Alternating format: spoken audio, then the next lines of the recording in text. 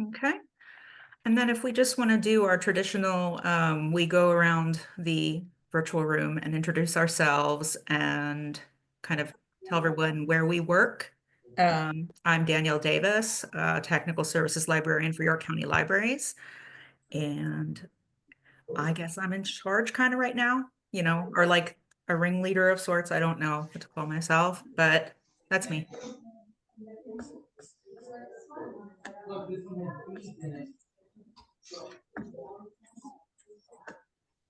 Hi, I'm Kim. I'm one of Danielle's roomie here at York County Libraries. I'm the cataloging specialist.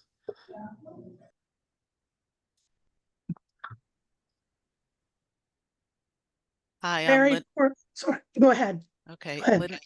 Lene Cintron from Eastern Monroe Public Library, Head of Tech Services in Stroudsburg. Mary Porter, Indian Valley Public Library, Telford, on technical services.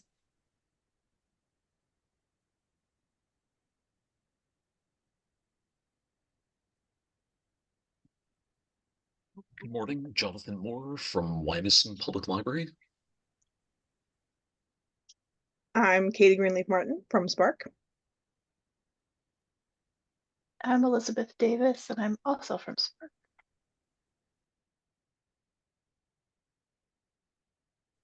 Ian from Indian Valley Public Library.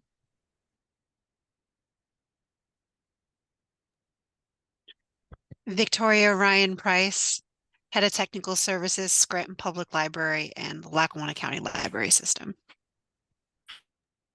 Jacob, copy cataloger at Lackawanna County Library System. Okay, and it looks like we have a lot of people who said hello in the chat as well. We have Ian from Easton. We have Jennifer, and please forgive me if I don't pronounce your last name correctly. Jennifer from Bedford County, Angie from Juniata, Nicole Heyer from Pike County, Becky Bastain or Bastion, a cataloger at Lower Macungie Library, Annette from Adams County, Annette Diffuso, Deanna, my coworker at YCL, Madison Kochel, cataloging librarian at Berks County Public Library System, Lynn Vronman Barrett, Paradise, Friendly Library, and Heather, who is from Altoona, but also the user group chair. And Shannon from Altoona, cataloger, Beth Hornig from Somerset County. Okay, so we've got a full house today. Okay. So I'm going to share my screen here with you guys.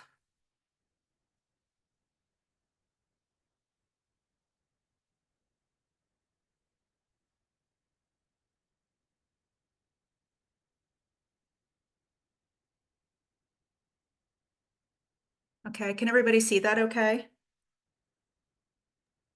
Yes. Okay. Yes.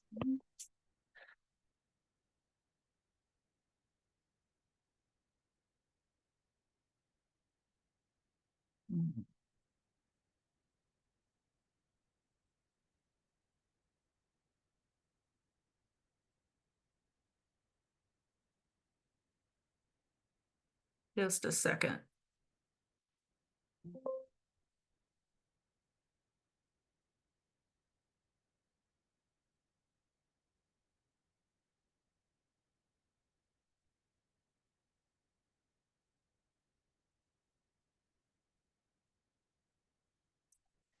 I lost my controls.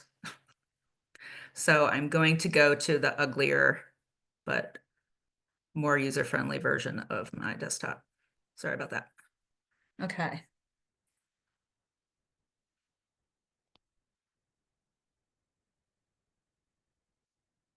Okay, so I'm going to start with just some reminders and updates. And I can't see the chat right now, so if anybody asks any questions, if somebody wants to give me a heads up, that would be awesome. So we have some reminders and updates, and Pales people, please correct me if any of these dates are now off or wrong. we are going to upgrade to version 3.13 on November 6th.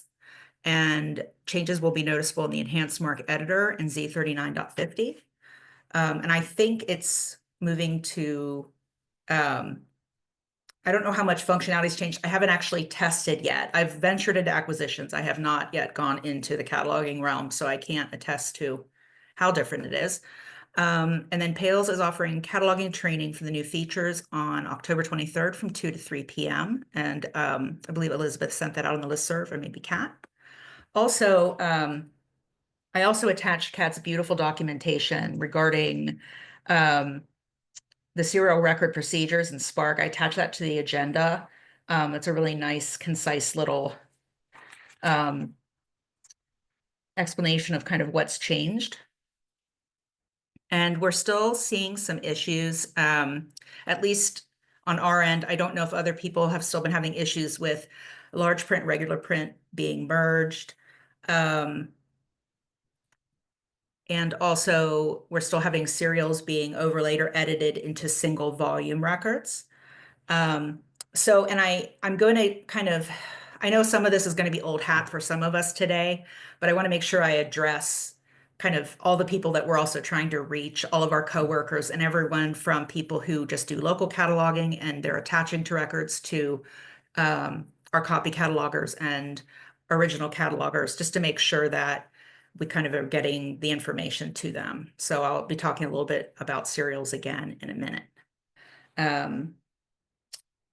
Okay. So the first thing on the agenda, real thing, is a proposal to add resources to Z39.50. And Elizabeth, I hope I actually summarize this correctly, because I don't deal with this on a regular basis in person. So I was just trying to like summarize what I think the issues are. So Yeah, I think this is the nuts and bolts of it. So basically when last year we switched to what's called a Z39.50 lookup in Access. And so when you are searching the Z39.50 importer using the Access source, it's not going to show any Spark holdings. Now, since then, other libraries have also switched to this live holdings view. And so we're not seeing a lot of results for those libraries as well. In the importer. So the proposal is to add the two bigger library systems. That would be the library system of Lancaster County and the Crawford County Federated Library System to the options on the importer screen. And this will allow you to see those records and import them as well. So you would still get more results, if you could use it in conjunction with like Access PA and and Lancaster and Crawford County, and then kind of get 99% of all of the holdings in Access, if that makes sense. it does. Thank you for explaining that. Yeah, the list is very long, so that's why I wanted to make sure if you folks wanted to add it or not, or if you're okay with the current selection. Does anybody have any thoughts or comments? Looking in my chat here, I've got it up now.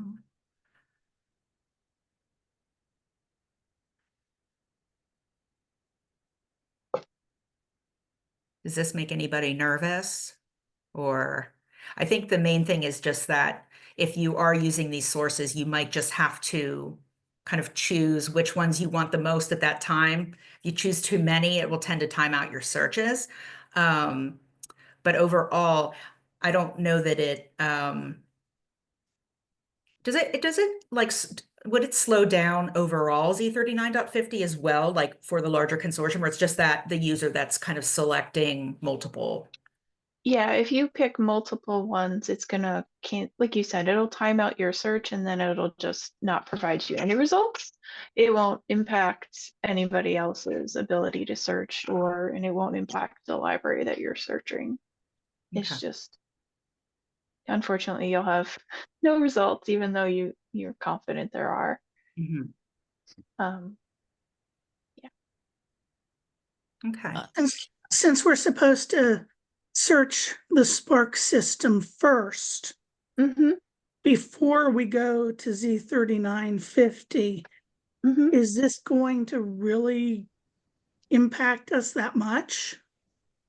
This would be if you're searching Access PA as one of your sources.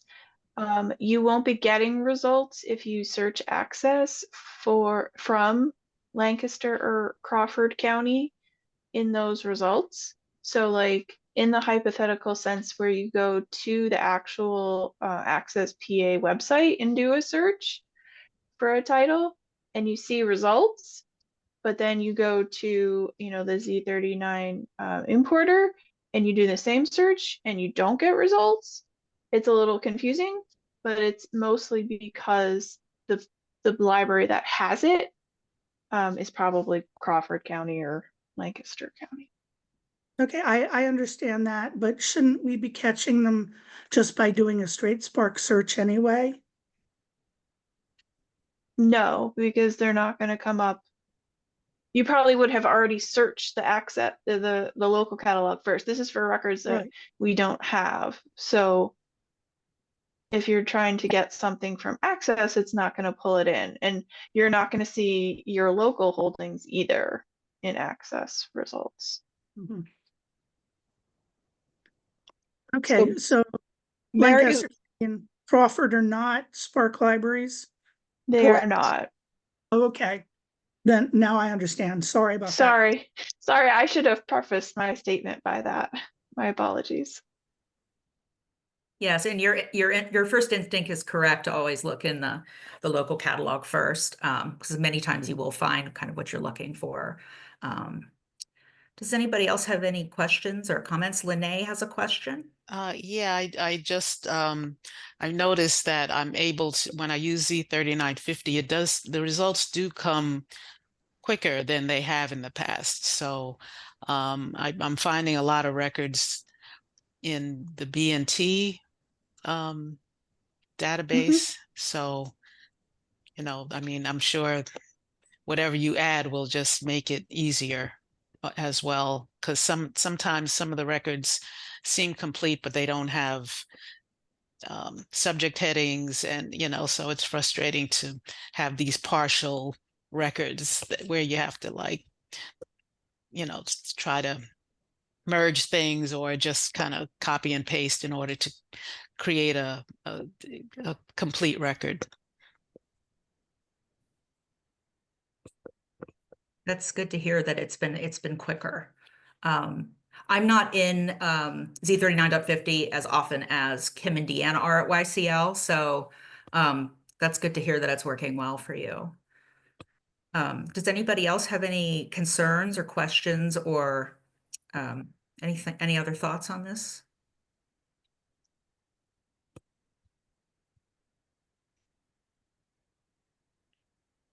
And Keen said BNT has been a godsend in the chat. That's good. that's really good to hear because we pay for that one.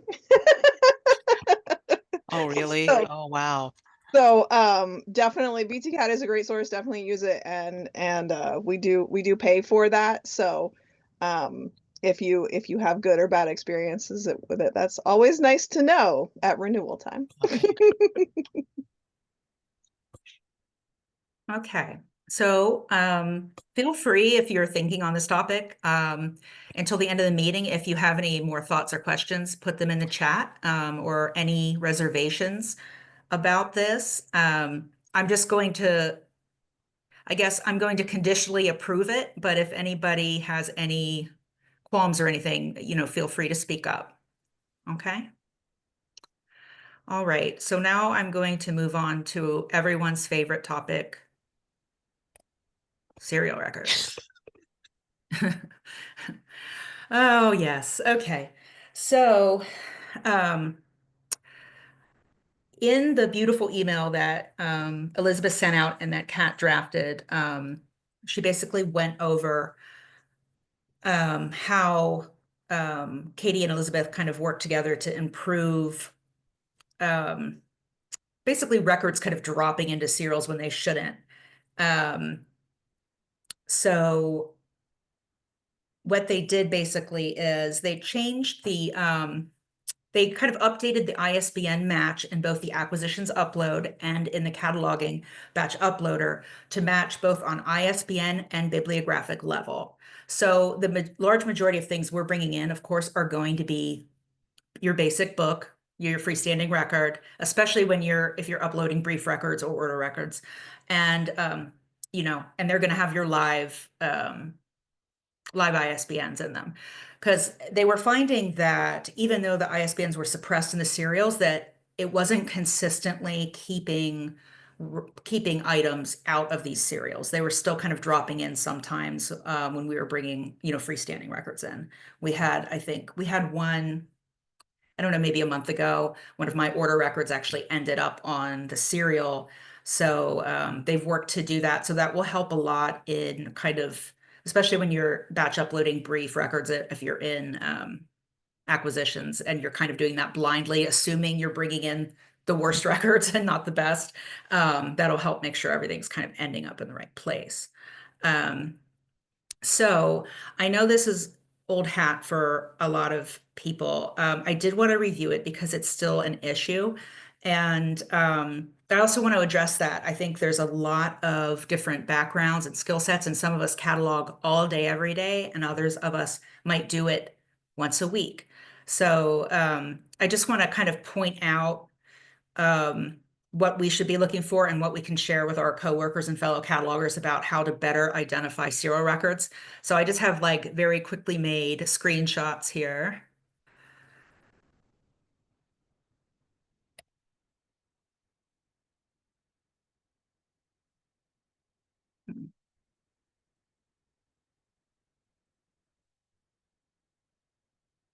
Being slow.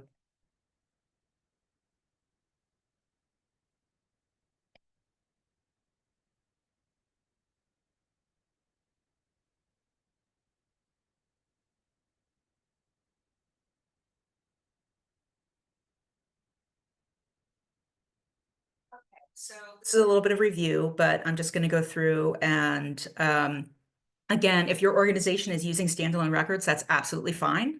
If they use serials for some things and not others, that's also fine. This is just so everyone, whether we're using them or not, we know how to identify them and make sure that we are editing our own if we are in fact using them, and making sure we're not editing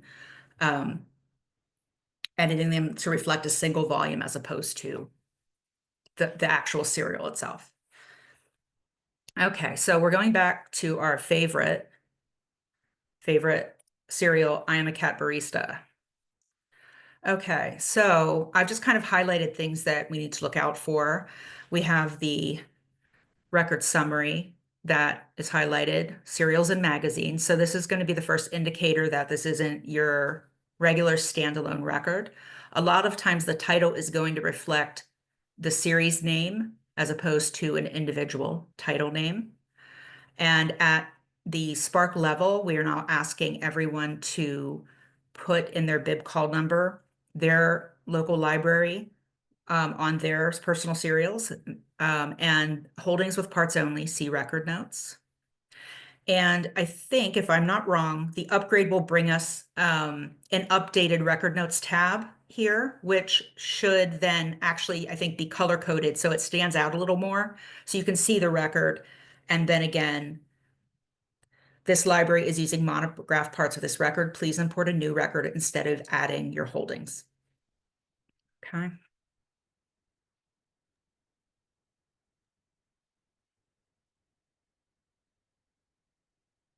And an account of the number of notes. Yes. Thank you, Jacob.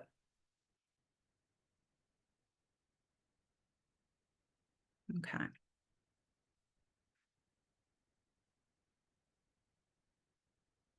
Okay, here's the second screenshot.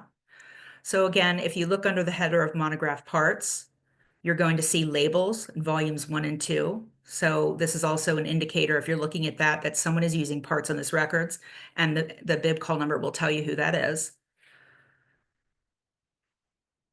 Another screenshot here. Also looking at the item table. Again, you can see who owns these, and then you can see that they're using monograph parts here, volume 1, volume 2.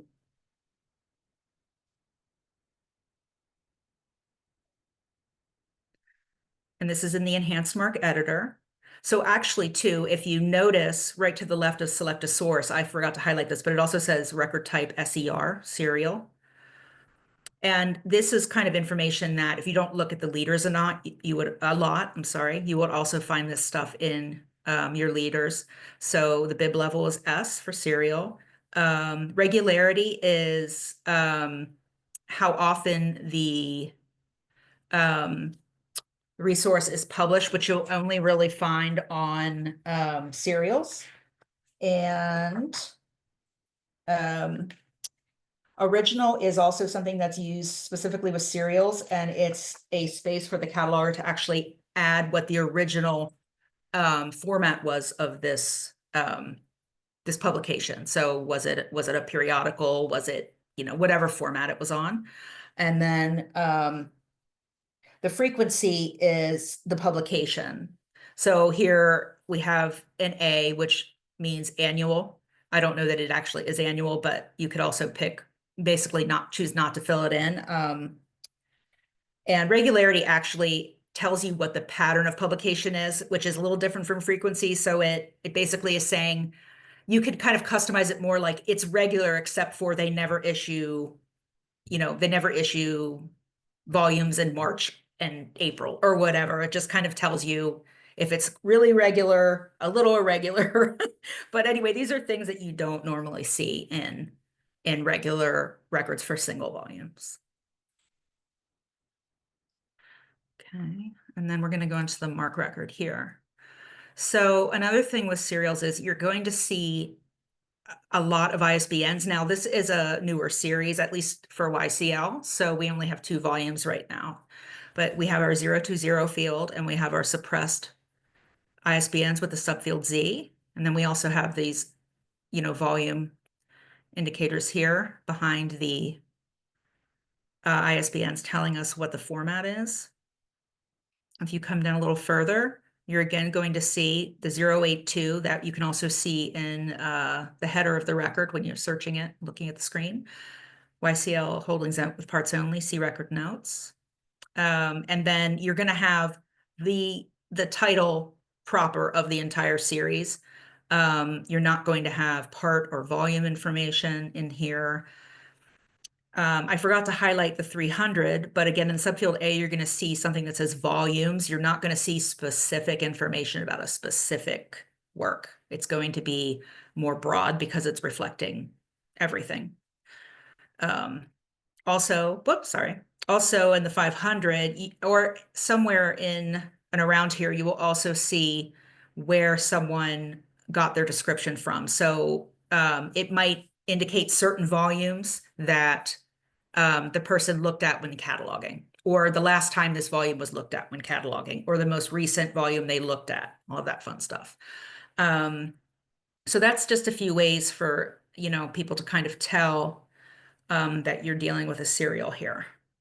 And then I was asked to just review briefly monograph parts, which we are using with our serials. So basically, there were some questions about when to use monograph parts. So you're only going to use monographs with serials. You should never use them on anything that is not a serial. And generally speaking, serial records and monograph parts should be used for continuing resources, not for books in a series. Continuing resources are often issued under the same general title, sometimes, but not always, with a predictable publication pattern. And it's kind of cool too, because I know we use Baker and Taylor, and we have a continuation standing order. So if you have anything like that with a vendor, where they tend to corral those similar titles into the same place, so it's kind of its own independent standing order, at least for YCL, but it really gives you an idea of the breadth of these kind of continuing titles that are issued year after year or every few years. So we have magazines, graphic novels, manga, yearbooks, yearly record or fact books, almanacs, the NOLA legal guides, travel guides that come out, say, for Italy every 2 years or New York for every 2 years under the same imprint. Test prep, short story compilations, like there's the O. Henry Prize story compilation that comes out every year, your 4 dummies, and then your collector's guides that are coin collectors, the same title every year, but with 2024, 2025. And again, it's up to the individual library whether they want to utilize these or not. But it's not, nothing's wrong or right. It's just how, you know, how things work at your library and kind of what you're comfortable with. And then another piece of this is mischievous ISBNs. They say ISBNs are your friend, but don't always trust the ISBN because they can get they're a little shady sometimes. They don't always reveal their true intentions, which is their large print and not regular print. I would say that bad ISBNs and records are probably the #1 cause of mishaps in the catalog. I think we had one a couple of weeks ago that ended up on the listserv where Elizabeth kind of broke out what ISBNs went to which format, and they all had ended up on the same record. And basically, if those ISBNs are live, they have a subfield A in front of them, they are going to take, you know, anything that's imported in, an order record, a brief record, whatever you're bringing in. If you're batch uploading it, it could very well find that record, especially if the system sees that it's kind of, if it's a nicer record or it's kind of more filled out than the other records, or it's more detailed, the likelihood that your brief records and lower quality records are going to end up on that is probably much higher. Especially for older titles, I think, I can't remember what the item was last time, if it was a picture book. Older picture books can be tricky. So if I see a bunch of ISBNs in a record, I don't know what they are. I'm prone to searching them. So sometimes you could just literally plug them into Google and it'll come back and tell you the format. But you can use your vendor website. First thing I might do is plug it into Baker & Taylor, or if you use Ingram, look at it in Z39.50 and look at the record and see if it actually, you know, is the format you think it's for. You can go to WorldCat and search it. You can look at it in Amazon. And then also the ISBN search website, and I have the link there, isbnsearch.org. Those are helpful in identifying you know, ISBNs that might not belong in a record. So especially if you're seeing a lot, it might be advisable to search them. And I do think that, you know, you're seeing an ISBN in the record and you're assuming that it's correct. So it kind of does give you a false sense of security. And we've had a lot of incidents lately with the large print versus regular print, with those merging. And those can be really difficult for new releases because you have 40 holds on something and it gets merged. Teasing apart those holds is near impossible. So you then don't know who wanted the large print and who wanted the regular print. And I actually brought this up, the other issue, or just a little thing that I've noticed that's very specific, but also ISBN related, is that, and I forgot, I wrote the title control number down, and I, of course, don't know where I put it. In Hoopla records, I did notice a few years back, we don't upload them personally anymore, but I know that Pales is still uploading for the libraries who do use Hoopla, that I was getting matches for graphic novels from Hoopla, and they were actually matching to physical titles. So they were actually not changing the ISBN in those records. So it was causing issues where if you ordered the physical copy of the book, it would end up on the record. Or if you're, you know, it can definitely cause issues. And then I noticed that So I would see volume 1, it would come out like that. Then I'd get volume 2, and it would match to volume 1. And again, with volume 2, they never updated the ISBN. So it's still the volume 1 ISBN for the physical materials. So that's just a little something to look out for. And, you know, that's something that it is the same bib level as our regular books that we're ordering. So it's not the same as kind of being able to kind of parse it out from a serial.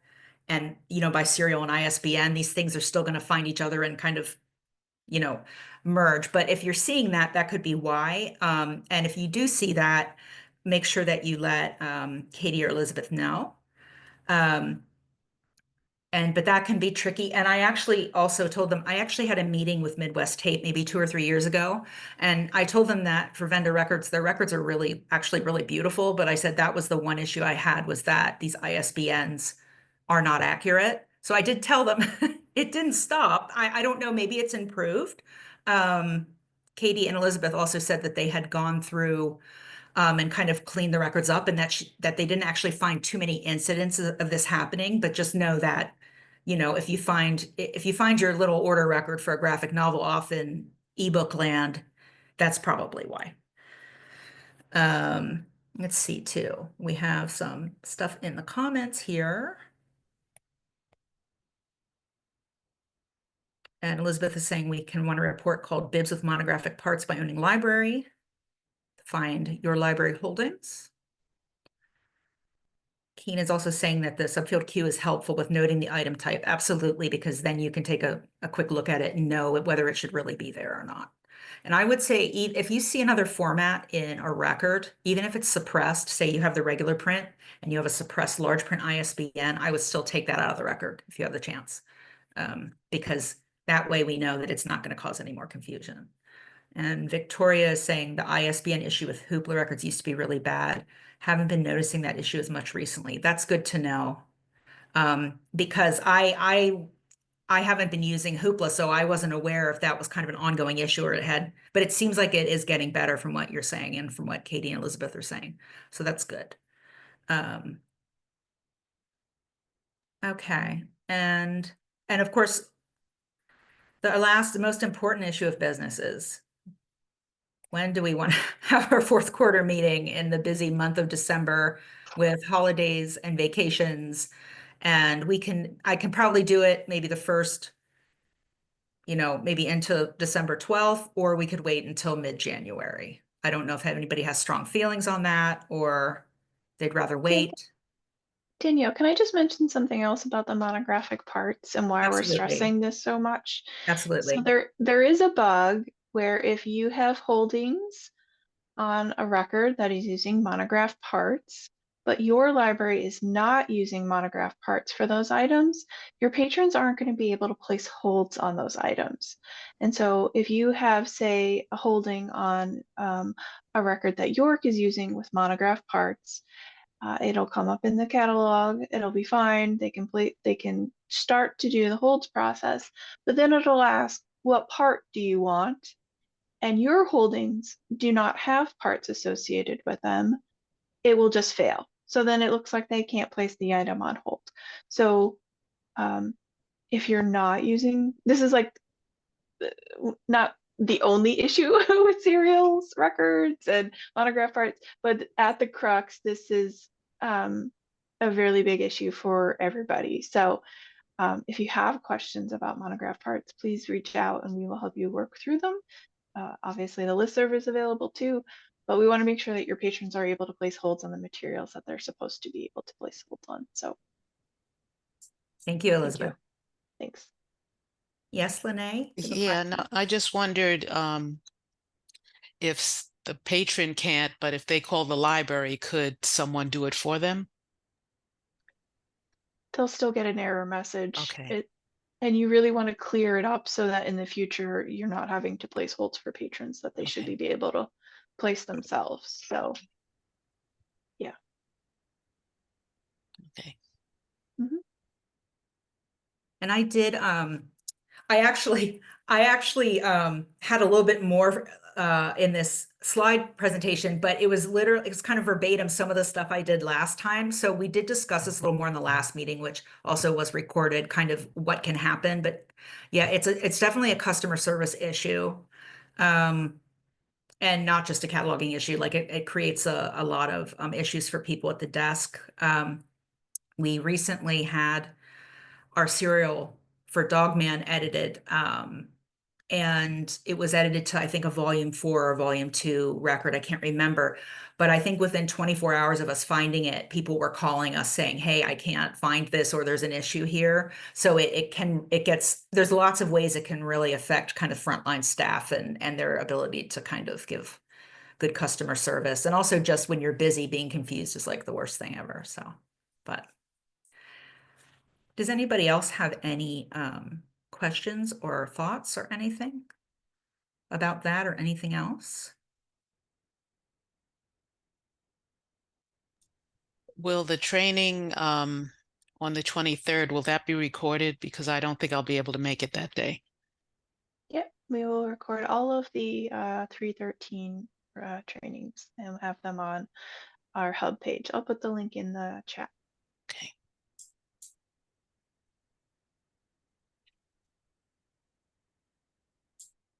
Okay. So does anybody feel very strongly about having the meeting in December or January? I can do either. I just know that it gets very busy in the holiday season and everyone's taking vacations or they're covering for people who are taking vacations. So I just wanted to make sure the most amount of people could, come if they wanted to. But if nobody feels strongly about it, I'll just make a call. But I just wanted to ask you guys if you had any concerns or any preference.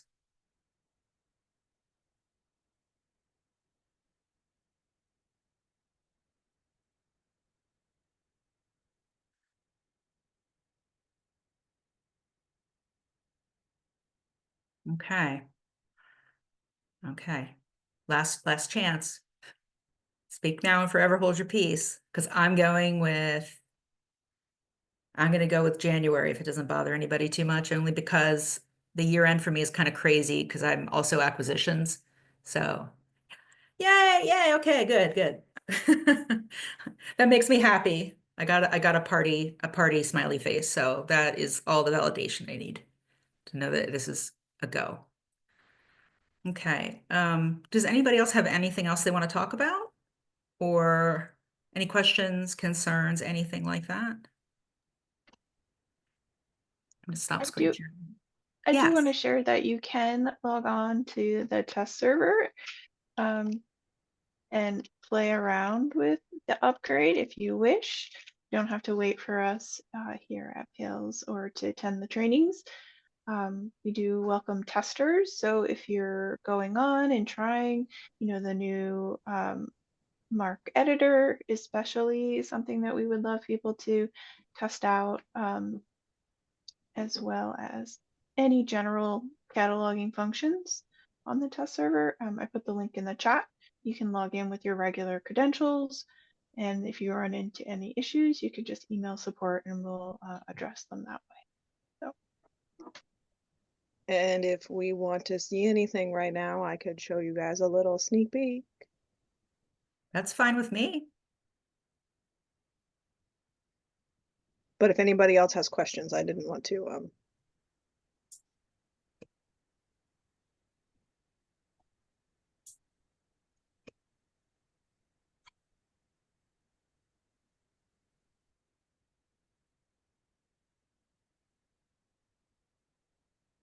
Ian does have a question in the chat, and I need a minute to organize my windows here so you guys don't have to look at my messy desktop.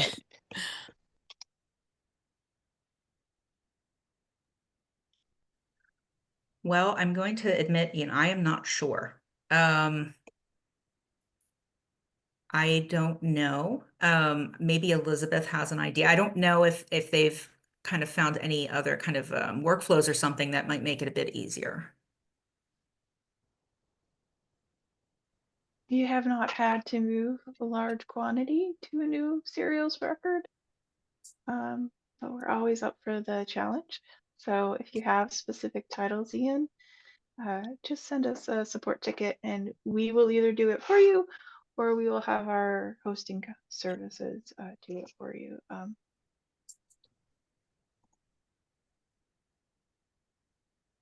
Yeah, I'm thinking, I'm like, oh, how are we going to do that? But yeah, we will make it happen. I also, Elizabeth, I had someone email me, it wasn't maybe about a month and a half ago or something, and I can't remember who it was at the moment, but they also had, they were concerned about there being a time limit or to get everything moved. And I got the feeling that they had quite the big collection and that it was going to take a while. And I said that we know that it's a big job and that it might take a while, and that's okay. As I guess the main issue is just making sure that you're just aware of what's going on and just, but if I can find the email, should I point them in your direction as well if they haven't already contacted you? Yeah, I'm sorry. Mary's cat's leg is just like very funny. Yes, please have them contact us. There is no deadline to moving your serials to new records. The most pressing component is making sure that your records are not on your holdings are not on a record with monograph parts. That's the most pressing. And then I would say also equally pressing is not editing an existing serial record and adding your holdings. So those are kind of like the two, because we do have some titles like Good Housekeeping. It's from like the dawn of time, and there are like literally every single library in Spark has holdings on it. They are not our problem at the moment. The main problem is editing existing new records, new holdings, and then the monograph parts part. So you can sit on the, you can sit, your 1920 edition of, Good Housekeeping can stay there until we get to it. But yeah.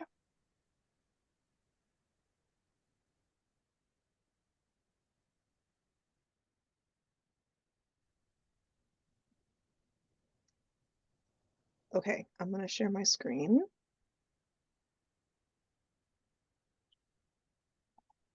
And I do have to say sorry about the cat. I have absolutely no control. Nope. No one need to does. apologize. Yeah, you can't apologize for a cat. They wouldn't apologize for themselves. Okay, so you'll see if you log into the test server at the URL that Elizabeth gave you, has this nice banner right across the top here, so you know you're in the test server. And we did just refresh the data on this. So if your account has expired or you changed your passwords since August 28th, then you will want to you'll either need to use your old password or have us refresh your account. So if you get an error, just let us know. But that is pretty recently updated, so most logins should be okay. And the two big things that are changing in catalog, well, three big things. Okay, so I'm going to start with the kind of fastest one to show you, which is that little update to the batch import. And you'll see it still defaults to your importing. This used to be just import, but now there's a cataloging one and an acquisitions one. And then the biggest change here is that it moved the naming of the queue down here to the bottom. So this top section would be all things that you can save in templates, and then this bottom section is for this particular import. So if you do use templates, it makes it a little bit more clear. And then the other thing that you can do here is you can do request background import and put in an email address. And then when you upload your file, once it's uploaded, it will process and merge. If you've asked for it to do any merges, it will do that for you all on its own. So and they'll email you when it's done. The test server isn't set up to email you when it's done, because we don't have the action triggers turned on. But then once they're done, it will link over here to your queue. So we're pretty excited about that. Just makes life a little bit easier if you're uploading a bunch of e-records, or for our acquisitions folks as well. And then the Z3950 search page got a full reset. I will say that it does clear out all your defaults, so sad face. So you'll want to go in and, of course, select local catalog and then whatever other sources you want to search. And then it's, oh, interesting. We may have to do some cleanup in here. It actually tells you which things it's searching, or which of the, so you can't use, for instance, Access PA, you can't do a keyword search. And so, or, oh, you can, it's just, sorry. I'm just noticing these duplicates for the first time. Yeah, so TCN, right? You can't search Access PA for a TCN. So that's what it's telling you. And for those of you who have logins for things like OCLC, you'll need to put those in. We do for BTCat and Access PA. We have the hard-coded logins on the back end, so you have to worry about that. And let me just like grab a random ISBN search here and see if we can't. I don't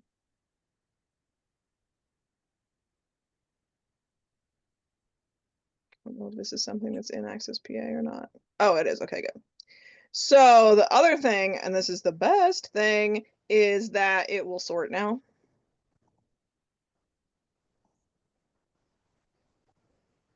Of course, these are all the same, so it's not very helpful. But so the results will sort, and so if you get a bunch of stuff, you can actually sort your results, which was a pet peeve of mine about the old interface. The options are pretty much the same. Not a ton of changes there. Columns are largely the same, but it does have the column picker now. And so if you wanted to turn, you have a smaller monitor, so you're like, I don't need to see addition, that's okay. And then you have a little bit more room on your display. So that column picker works like all the other column pickers. So that's pretty cool. And then again, the sorting is just completely magical. I love that.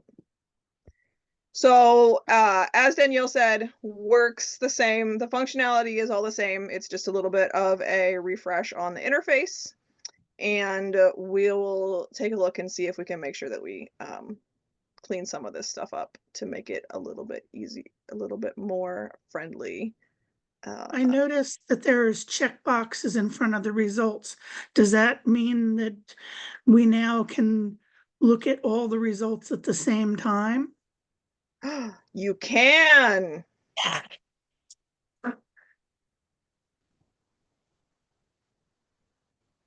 I don't love the way it looks, but you can.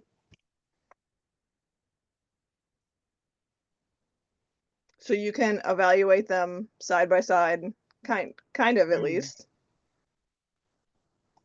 And okay, and then everything but view is grayed out if you have the multiple selected. So that's good. You can't accidentally import 20 records all at the same time, but you can view them all together. Oh, I got to add that to my documentation. Thank you, Mary. That wasn't mentioned in the release notes. And you can, no, you can't. You can push the print page button. Okay. Elizabeth, we might want to file a bug for that. Because why is there a print page button if it doesn't print the page? I will update those docs. That's exciting.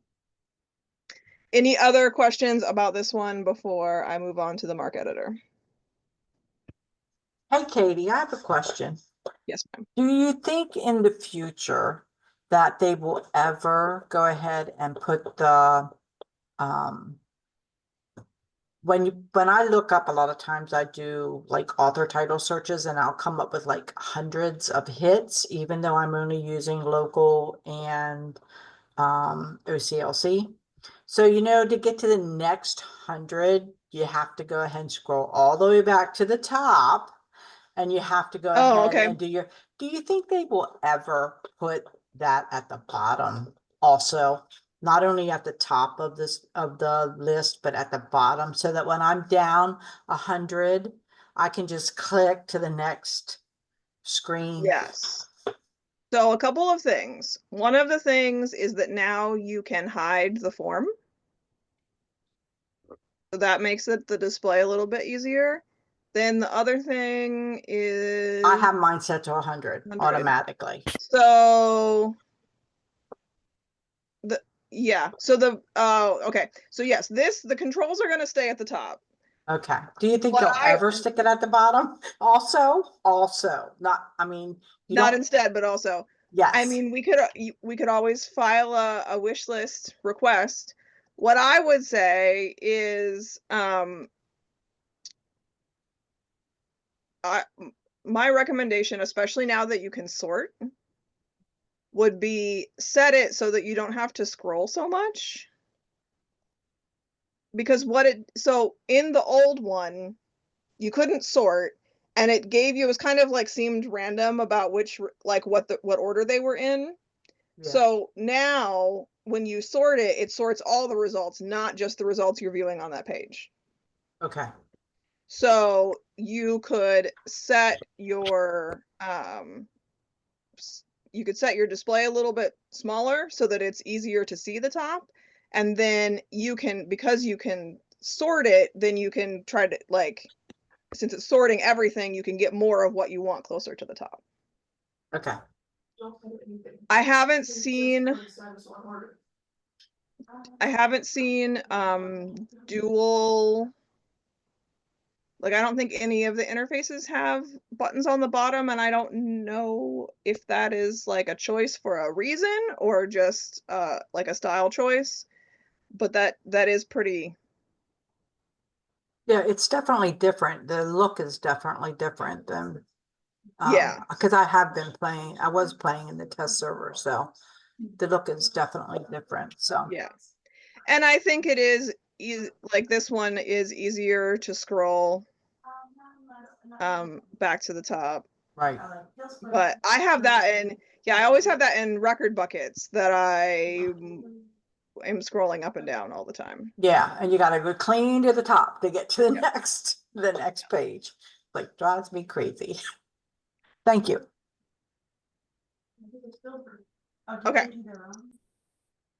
So the other thing I want to show you is the Mark editor. Just gonna pick one of the searches that I have used before. And so the Mark editor is all different. Again, functionality, not different. Just the interface. And we will go over all the details of this in the training. It took me a few minutes to kind of get used to the new look, but once I was used to it, I like it. So the row you're looking at will be highlighted. And one of the things that people had, I know, spoken to us about, and certainly people who, depending on what kind of device you're using, the only way to add a new subfield, unless you wanted to go into flat text editor, was to use the keyboard shortcuts. So now there's buttons for everything that used to be only keyboard shortcuts. The other thing that I really like is you can copy and insert. So if you're going to have like multiple 700s and so it'll be like 700 01A. And so you could copy that a bunch of times and not have to add all those back in. So like that. And You do have, again, for deleting, same thing. You couldn't do it unless you knew the keyboard shortcut. The keyboard shortcuts do still work, and if you hit the help button, it will still show you them. So those of us like me who've been using Evergreen since version 1.4, and those keyboard shortcuts are seared onto the inside of your brain, those do still work. But it's got, oh, see, this is another thing that I didn't notice, is if you do the help and then you scroll down, you can see the indicator documentation and the documentation for the various subfields. Something else I need to I'll update my documentation for. So you see all of the help if you have the help button selected. And then if you left click on any of these are cleaned up a little bit, and it does, the current one is at the top, so you don't have to scroll down to find the one that you've already selected. And then same thing for these, the tooltips come up on left click. Same for fixed fields. Flat text editor, it's the same. So, designs to work a lot better with screen readers and other assistive technologies, and definitely add some functionality for people who don't like those keyboard shortcuts. Things that used to own there is no longer the right click menu, and then those options are up here. So you can add your add or replace 0, 6, 7, or 8. We'll also show you how many things you can undo or redo, how many changes you've made since you saved. So I don't want to keep anybody past the hour.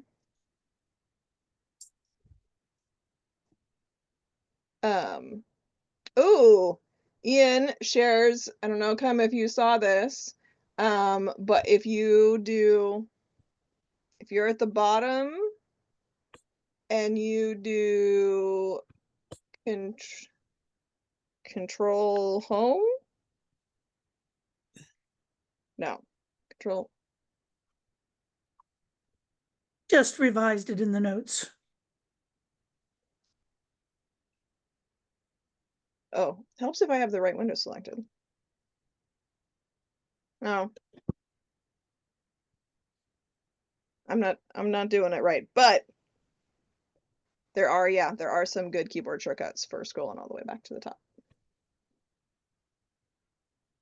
Good tip.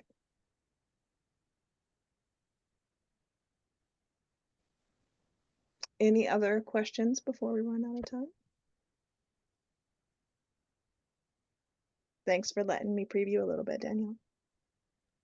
Oh, thanks for showing us. I appreciate it. Okay, I guess if nobody has any other concerns or questions, we will end the meeting, and we will see each other again in, I guess, mid-January. And if anybody needs anything, feel free to email me. And I'll probably be talking to you guys on the listserv now and again. So I hope everyone has a good rest of their day, and I will talk to you soon. Bye. Bye. Sounds good. Take care. Danielle, can you hold on Bye, for thank just a you. second? Thank you.